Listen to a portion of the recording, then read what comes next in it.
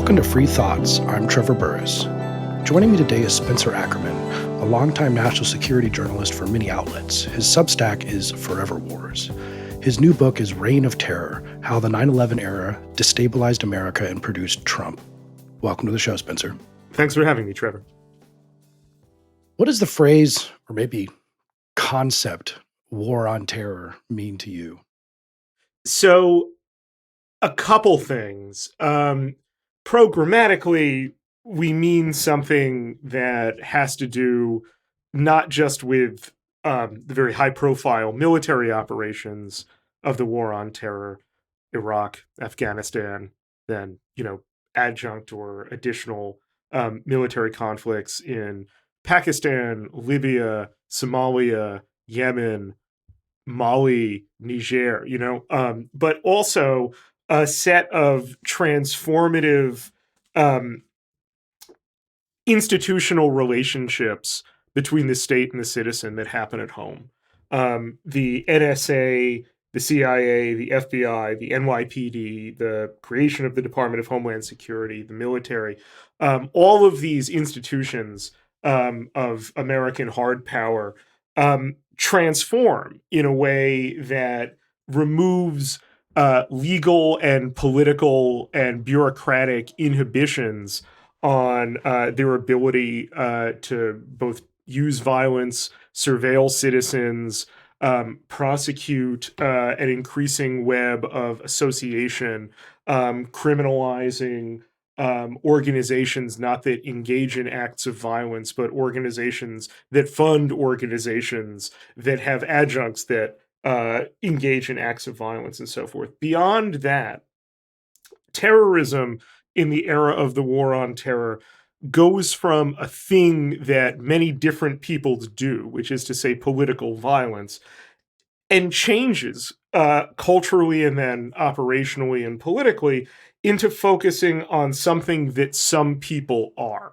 So the phrase war on terror that we started hearing very early on after 9/11 represents something of a social compromise, something that doesn't name an enemy, and in so doing, has certain pretenses to ecumenicism, that it's not in fact focusing on any one particular form of terrorism or terrorist organization and so forth. But, this hasn't been a war against the IRA. So there was also from the start a kind of immediate social discomfort, both on the far left and the far right, about the euphemism behind the term war on terror, whereby there are elements of the far right that understand the war on terror as a war against a kind of marauding version of Islam, and demands a response that not just works toward a goal of repressing that supposed civilizational onslaught, but that names it specifically as responsible for all of these violent acts. Doing so also inevitably has the effect of saying that other forms of terrorism are not as bad here, or are not the main issue here. And on the left, it's a euphemism for how an extractive empire cloaks itself in innocence in order to achieve its violent quest for hegemony. And this circumstance metastasizes over the course of the last 20 years in really uncomfortable ways, not least of which the degrees to which politics take on this air of militancy, and once done so, focus. This happens fairly early after 9/11. It's not a more recent phenomenon, but it is an intensified phenomenon toward those at home who are viewed as not just political opponents, but enemies, and potentially violent enemies. And the tools of all of that state apparatus, all of that state security infrastructure, remain in place 20 years after 9/11. And you can see the temptations in many cases manifested in recent administrations. I tend to look at Trump's actions in the summer of 2020. A lot of people on the right are looking at Biden's actions post January 6th and wondering about the degree to which they are the next to have the war on terror used against them. And I would just argue that's an exceptionally dangerous circumstance to be in.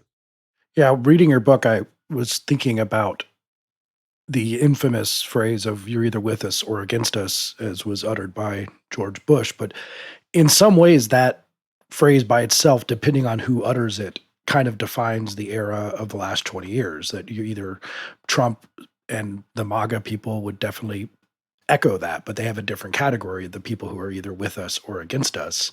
But it seems like that the era itself got us into that kind of bifurcational thinking where everything is just sort of Manichaean and people are either on one side or another side. And would you just sort of say that's maybe not the inevitable product of 9/11, but where America ended up going is that type of thinking?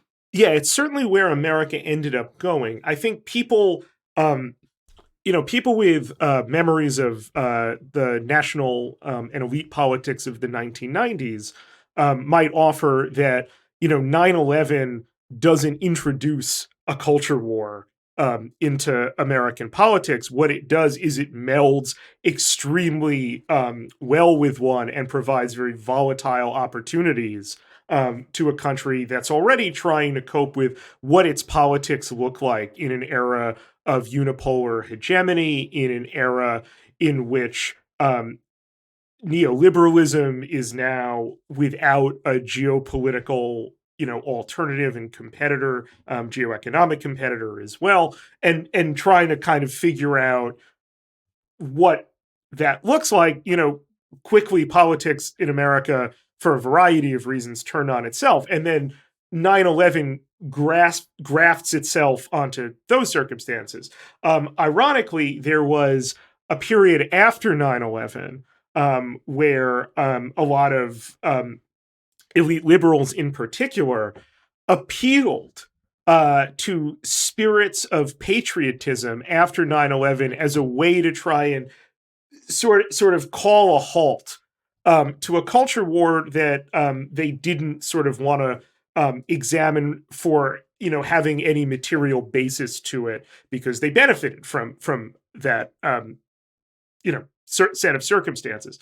Whereas you see pretty immediately from the figures around the Bush administration, they argue that 9/11 is a political opportunity for not just the Republican Party, but a certain faction within the Republican Party to achieve dominance and then achieve a sustained period of political success. And that becomes kind of the great political hope throughout the course of the war on terror, where Republicans tend to be comfortable playing the politics of 9/11, a very paranoid and a very violent politics that calls for the most punitive of solutions, shall we say, to real phantom problems that the United States very often engenders through its seeking of retribution in such violent and exploitative ways. Whereas you see among liberals this corresponding fear that if they roll back this thing too much, then they will suffer the flip side, the sustained political marginalization that they have like really searing experiences of from the post-Vietnam phase of the Cold War, without putting together the role of embracing the catastrophic Vietnam War and the mindset of hyper-acceleration inside a Cold War context that led to that circumstance. So liberals embrace and try and make the war on terror technocratic, a kind of timbre and mode that they are most comfortable with. And accordingly, by the time Trump comes along, they are, even though Barack Obama is in many ways elected to end the Iraq War, liberals and Democrats become associated with the war on terror as it has become a sustained catastrophe, rather than liberals and Democrats achieving power by arguing that it is time to end the catastrophic war on terror. The war on terror at the time, I mean, I was, a young man and remember 9/11 and what came after, but it made sense. I mean, in the abstract, at least. None of us at that time after 9/11 would have bet that there would not have been another significant terrorist attack within the next few years. And so that fear that you kind of described, especially from the Democrats who didn't want to maybe use the same rhetoric as the Bush administration, but also didn't want to be overseeing a government that had another 9/11 style attack. So it's interesting when I'm reading your book, I was like, okay, does he think that the entire thing doesn't make sense? That nothing that they did made sense whatsoever, and was none of it was worth it, or were there some amount of increased surveillance security or something that could even retroactively be seen as worth it?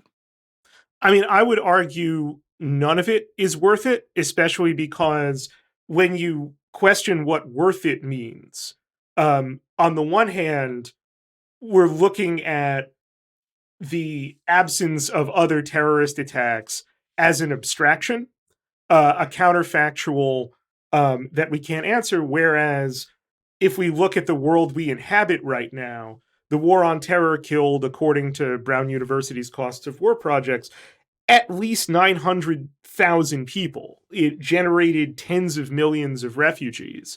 I don't really think there's a circumstance in which you can say, when considering the real human atrocities that the war on terror has yielded, that something here is worth it. I think what the question, fairly gets at is there a sense in which it wouldn't have been quite as all or nothing as I might be making it out, right? And the way I would address that is that when you look at what the war on terror isn't, you kind of see more clearly what a response to 9/11 could have been.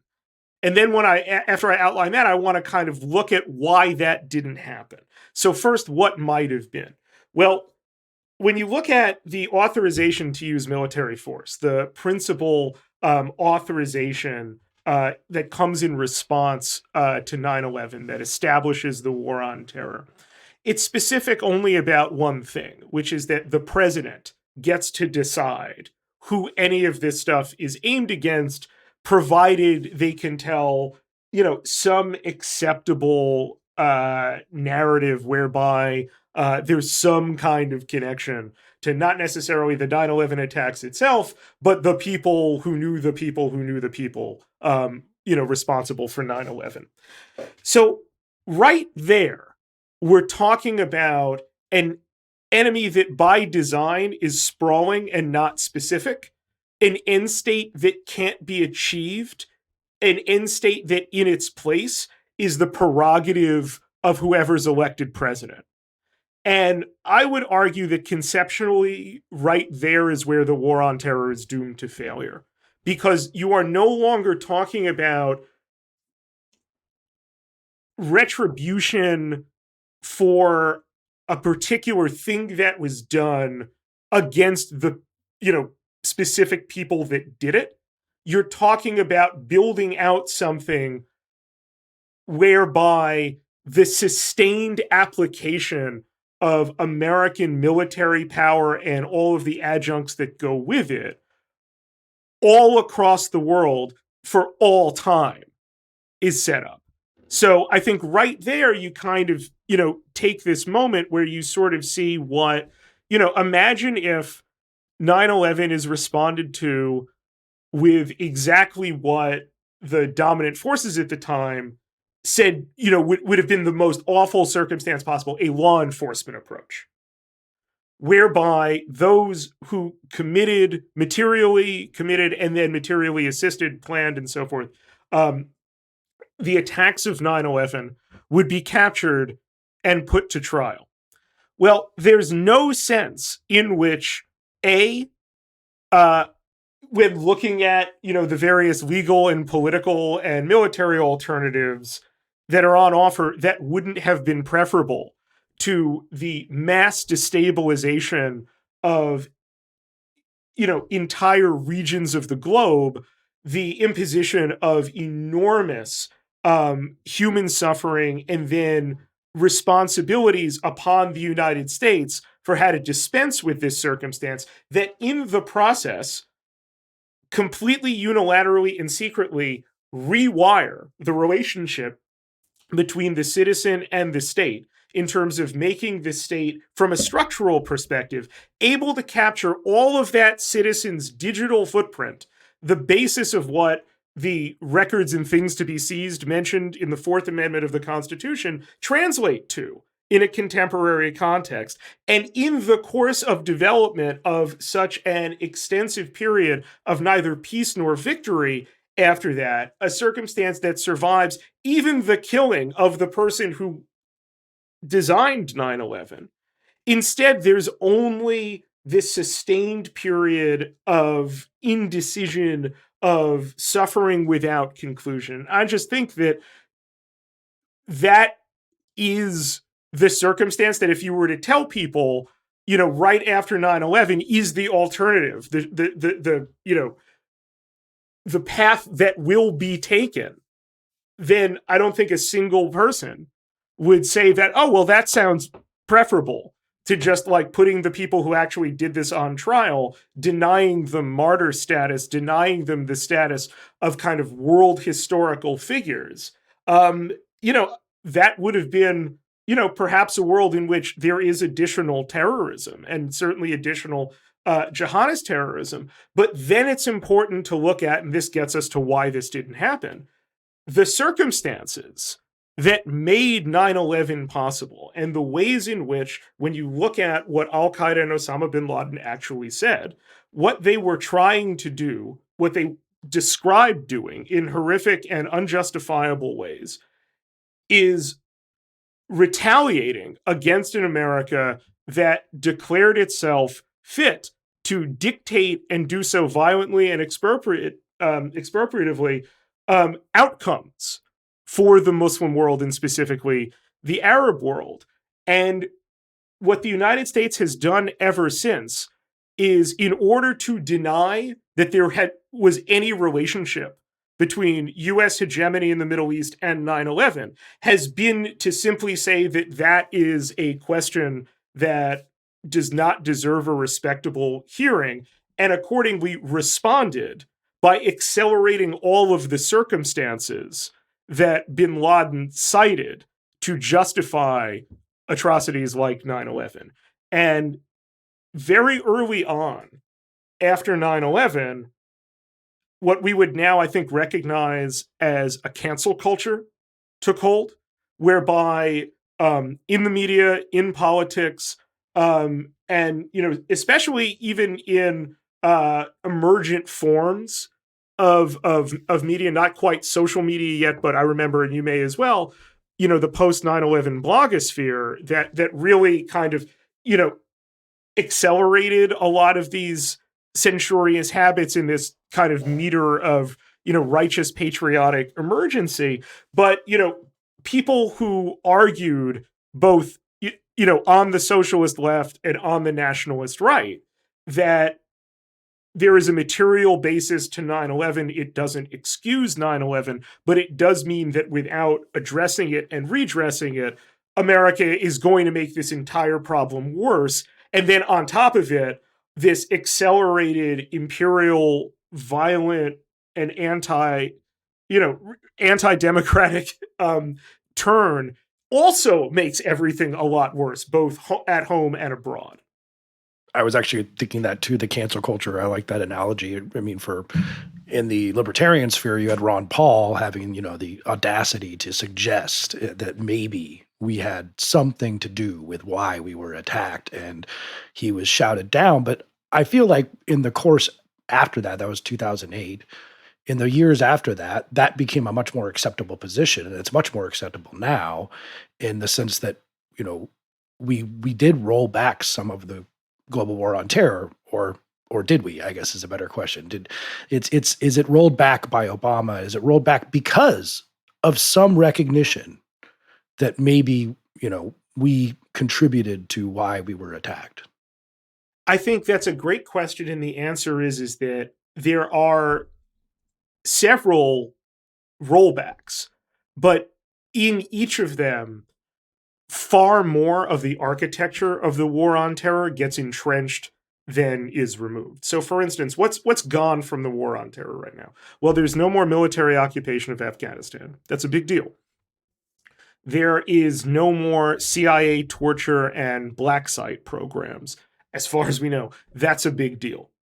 Um, all of there is one bulk surveillance program that Edward Snowden's leaks uncovered in 2013 that is removed, but bulk surveillance not only remains the way of doing business that the intelligence agencies have, but we learned a couple weeks ago that the CIA has been conducting its own bulk surveillance program about which we know extremely little, except that it amounts to a mass theft of Americans' data, and no one has really kind of blinked an eye. That hasn't really moved the dial at all.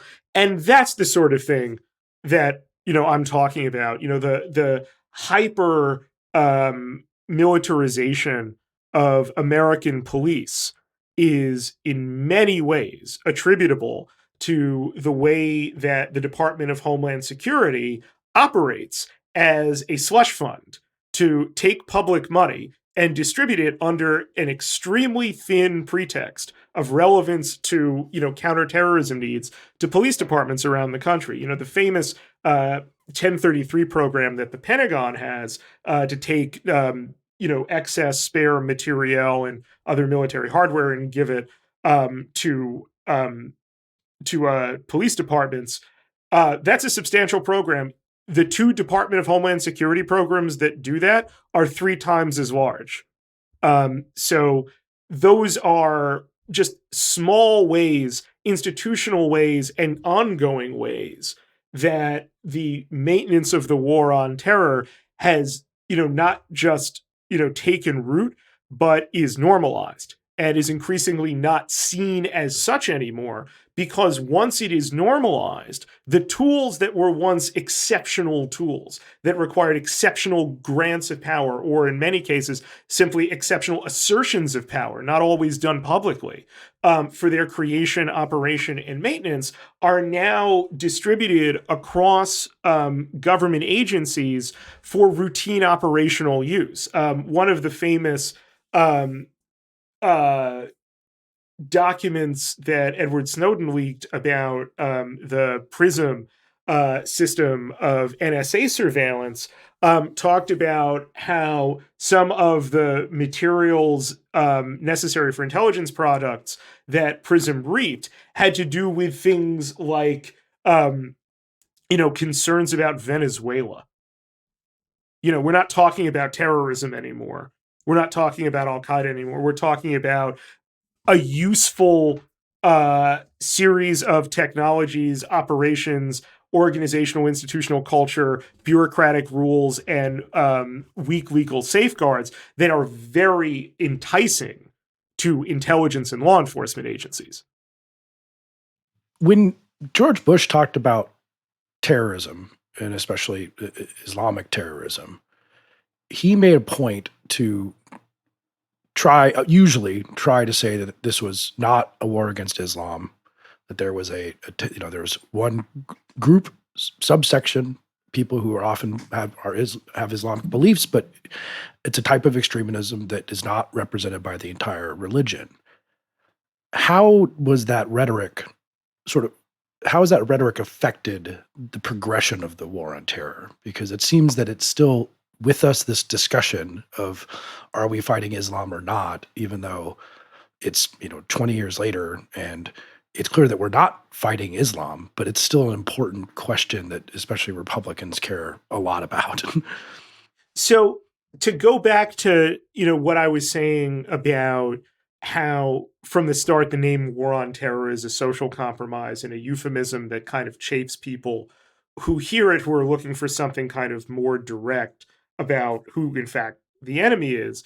And then also the way in which that basic indecision of the concept of the war on terror kind of inhibits the ways in which that message that Bush, is making about Islam will be received. That fundamentally there's a mixed message here. That Bush, after kind of stumbling and, falling on some language that he might have regretted about how the war on terror would be a crusade, which of course has, deeply religious overtones that have a lot of kind of incendiary political connotations that go with it. Then he goes and says, look, we're not talking about Islam qua Islam. Islam is something else. American Muslims are American. The trouble is that the architecture that he creates for the rationale that he accepts is going to give those who see the war on terror as a war on Islam with every opportunity and technological possibility that they could possibly want. And within a couple months of Bush saying what he said, you had very important voices in American religion with constituencies on the right that were saying exactly the opposite, that they understood 9/11 in religious terms, in understanding it in, the history of political conflict between Islam and Christianity. And, to give, one example, Chris Kyle, the American sniper, writes one of the most, like, the highest selling books, a memoir of his, as Matt Cole has a forthcoming book called Code Over Country. It goes into the ways in which, Chris Kyle went into some, mythology of himself and of, being a sniper for the Navy SEALs. But what's significant is that in his book that comes out, nearly a decade after 9/11, Kyle is talking about the people he kills as savages and constantly contrasting Islam with Christianity in good guy, bad guy terms. That ultimately you get the impression that it doesn't matter so much to Kyle and to the people Kyle wants, to kind of leave them with this point, that, the acts of specific people are the issue here, but rather a clash of civilizations is taking place, and it's going to require people to be American snipers. So the implication there is he's really, and sees himself as, Jesus's sniper. And that has a political legacy throughout the war on terror that you can see right now with the ways in which, discussions of quote unquote radical Islamic terror take on this kind of shibboleth quality in MAGA world. And, maybe better to just sort of like leave it there for now, because I probably talked a lot about that. But it's a legacy that establishes itself very early and in contradistinction with this, speech that Bush gives. Now, when I couldn't pick up from the book what exactly, I mean, maybe I wasn't reading closely enough, but when Obama takes over, how, in terms of what, I guess we could guess what his own opinions were about what he wanted to keep doing or not keep doing with the war on terror. But it seems like things change pretty quickly, possibly mostly due to the security state, and that what he originally wanted, he doesn't get to do, or he's convinced not to do. I'm not sure which one it is, by the security state and that apparatus. And so he's still doing it, throughout his entire presidency. But did it go differently than he thought it would? Everything about this went differently than Obama thought it would. So from the start, there is this, tension within Obama's 2008 presidential campaign, because the only way that it can succeed is to knock off Hillary Clinton. Obama does so by identifying her with an Iraq war that he opposed, and that the base of the Democratic Party is furious at its leadership for supporting, including people like Hillary Clinton, like Joe Biden, like John Kerry, basically the generation of contemporary Democratic leaders. And as Obama finds this line of attack to be succeeded, as Obama succeeds with this line of attack, he kind of obscures how he is not talking about abolishing the entire war on terror. Instead, he starts talking about, because he's going to face John McCain, who's like the war on terror on horseback, a kind of right wing vision of what a more noble war on terror might look like, a more competent war on terror. And here, Obama is trying to inoculate himself against attacks from McCain of weakness um, by situating a kind of trade-off. You end the Iraq War so you can duly focus on the necessary war on terror. That war on terror needs to be constrained in important ways so that it doesn't endanger the United States through excesses. Look at something like the Iraq War and so forth. And that will be how the Obama administration sees its role in the war on terror and approaches it. Now, notice a couple things there. First, very importantly, this is not an abolitionist perspective, despite a lot of hysteria that Obama was greeted with, both on the right and within the security agencies. Obama is talking about meting out the war on terror at a kind of lower altitude than the Bush administration had, but not landing the plane. Secondly, that requires Obama to make compromises with the entities that are going to be carrying out his war on terror. So if you need the CIA to do drone strikes, you can't prosecute it for torture. If you need the NSA to intercept everyone's data in bulk for, allegedly suspicions of who might, possibly detonate a bomb in the United States, then you can't even, turn those, programs off. Obama famously, in the months before taking office, votes to institutionalize warrantless surveillance during an important April 2008 vote in the Senate. You want the U.S. military to withdraw from Iraq. You give the military ultimately a wider berth than Obama, sought to do in Afghanistan to escalate. So Obama isn't an abolitionist, and in doing so, there's this sort of third element to it, which is that you start defining what abuse is in the war on terror as a deviation from the thing rather than the thing itself. And there is where a great shock is experienced by Obama's more left-wing supporters at the beginning of the administration, when they see that taking root in the course of the first year of Obama's presidency, and then especially in the second, where Obama is consolidating the war on terror more than he's getting rid of it, and then ultimately wielding it and taking it into new frontiers, whether it's drone strikes or whether it's an undeclared war in Libya. By the time, the interesting connection here is that in your book is getting to Trump and the connections you make to Trump. And it seems that the predominant narrative about the Obama years, and this is true for a lot of things, such as immigration, is that, he was weak on immigration, he was weak on the war on terror, even though he did, as you pointed out, fight a war in Libya. I'm sorry, not a war, a kinetic military action. Yes, indeed. Probably the most Orwellian thing that phrase I've experienced in the last 10 years.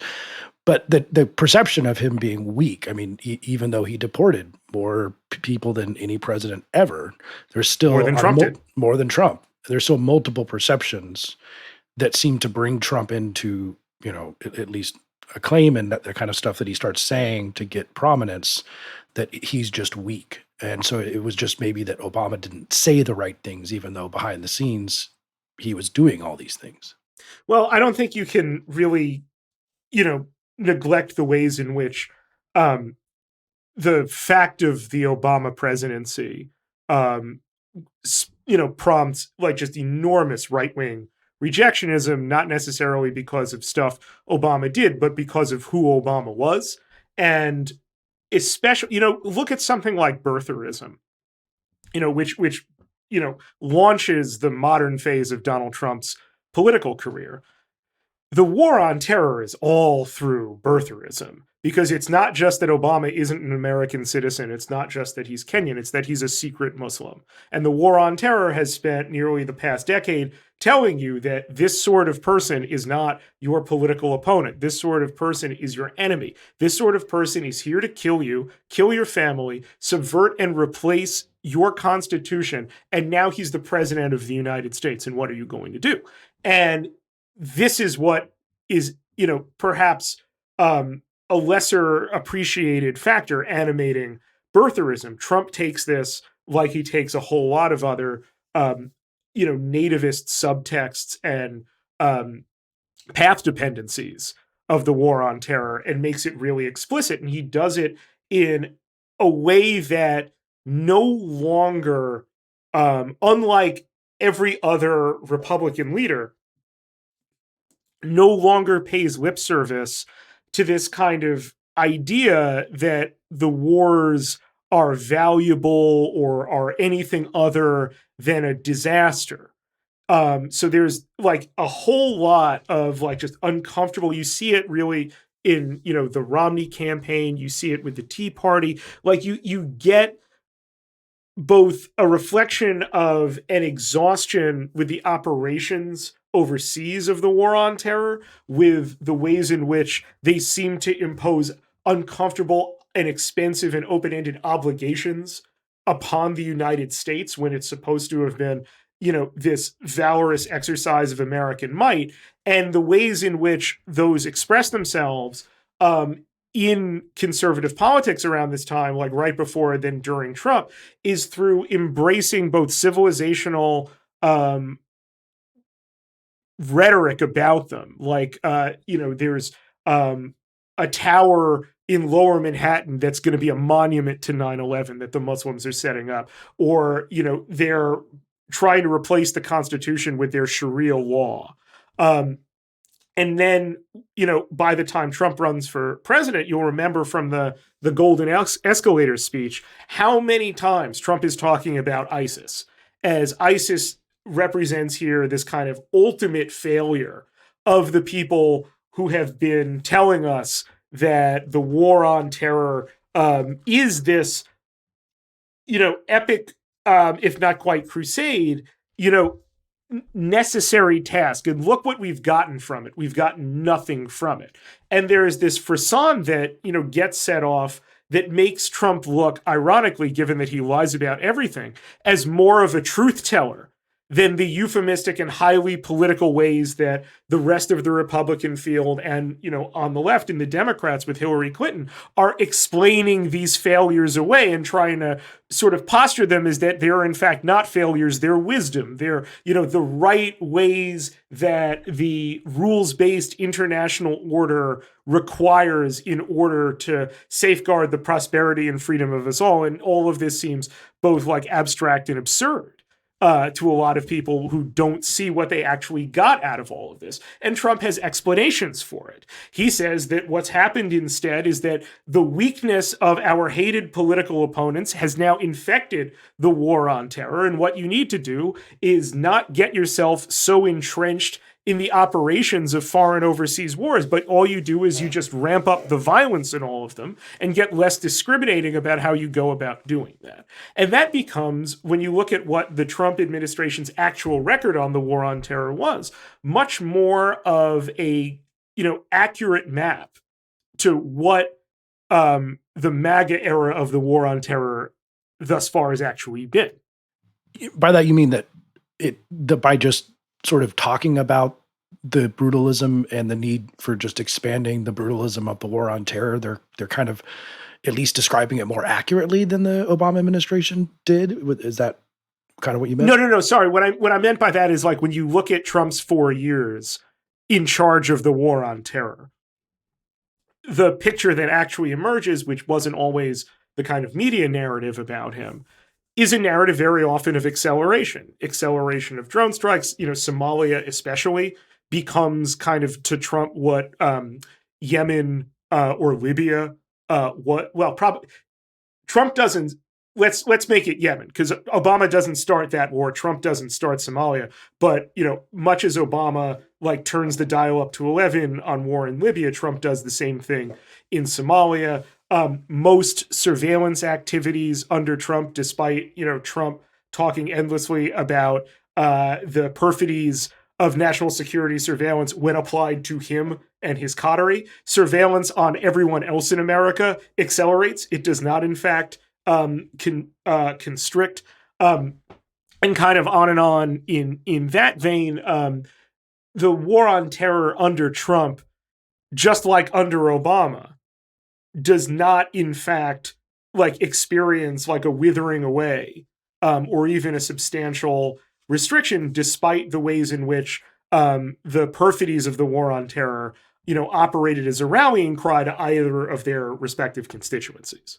It's always struck me that one of the parts about being an American that colors so much of our foreign policy is that we kind of feel like that we can kick anyone's ass on in a militaristic sense, and we have to kind of feel that way, and so simultaneously we fight wars, and we want to fight them all with one hand tied behind our back, but there's a belief in the back of the head that says if we ever really did fight it all the way, that we would just be able to steamroll anyone essentially, and that we have to kind of believe that about ourselves as Americans.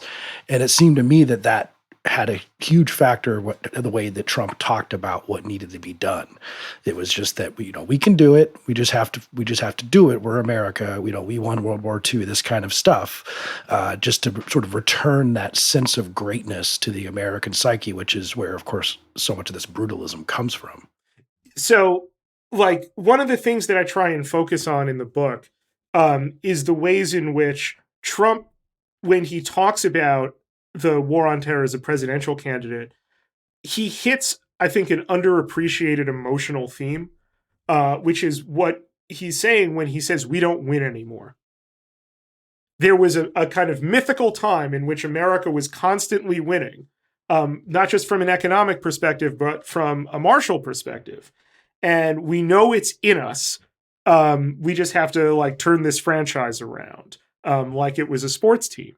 And that, no less than the way liberals talk about war as a humanitarian enterprise and a necessary enterprise to maintain global stability and order, that speaks to, these are both tributaries from the same fantastical river of American exceptionalism.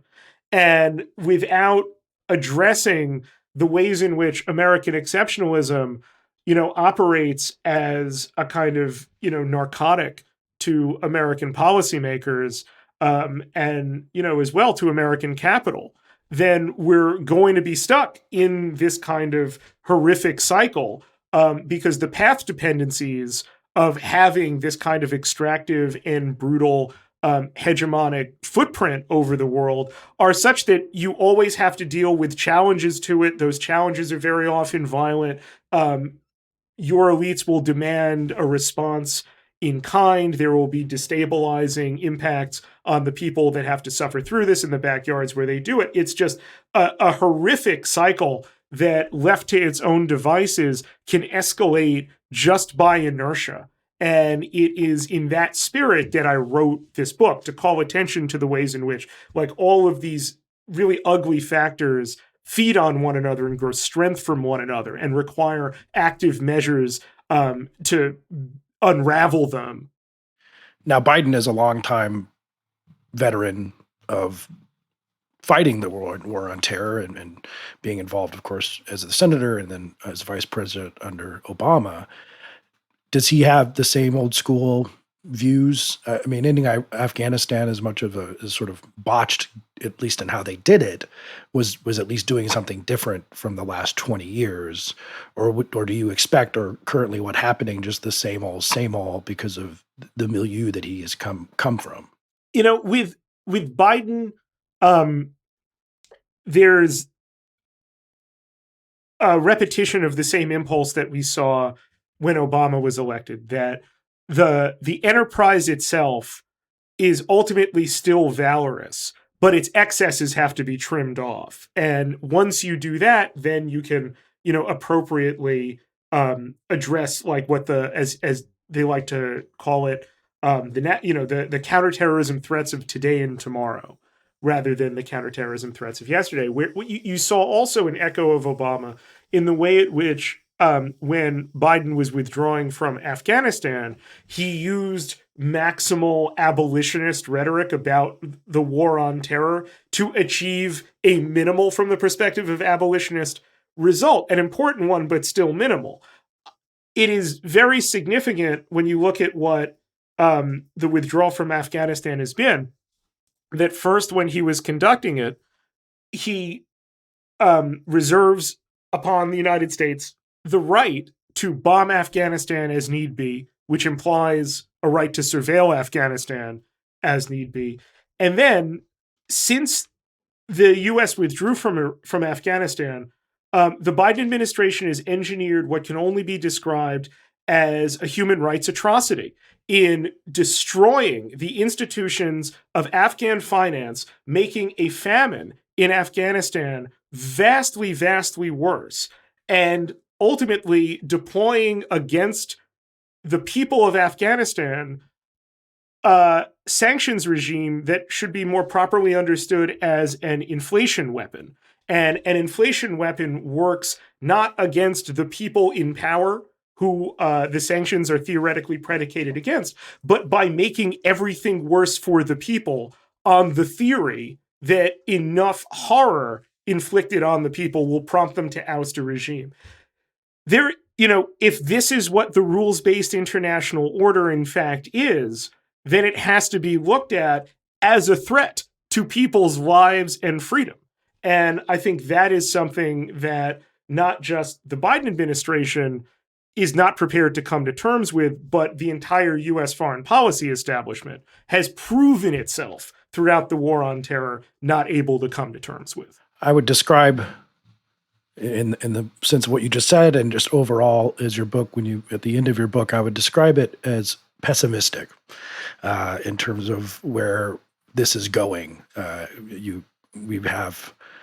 I think the most interesting observation in your book is sort of what I mentioned about the kind of brutalism of American politics that I think you rightly put at 9/11 and the aftermath. But it just seems like the brutalism is going to continue, and unless we adopt a less brutalistic mindset, it's not going to get much better. Well, I try not to put things in terms of like optimism and pessimism. I try and view things in terms of like obligation. So like America created the war on terror. I think that makes it Americans' obligation to end it. Not just for the lives, livelihoods, and freedom of people around the world, but for our own. To the point where if we stop and think about it, perhaps we don't want American politics to become militarized at home while it's so deeply and very sharply divided. And perhaps we might think about the ways in which where the mechanisms of the state that the war on terror has entrenched really, really in such a context threaten Americans primarily. And more Americans, larger spheres of them for different purposes, and the more in which the longer that they're entrenched, the more normal that's going to just seem and become. And that, I think, is a very ominous prospect for America, no matter where you are on the political spectrum. And I think once that realization occurs and takes root, then you actually have the roots of something very optimistic and positive, which is the prospect of a politics of solidarity that can come together to end a mutual threat. And perhaps that is a way in which something that, if you want to put it in these terms, optimistic can emerge out of something pessimistic.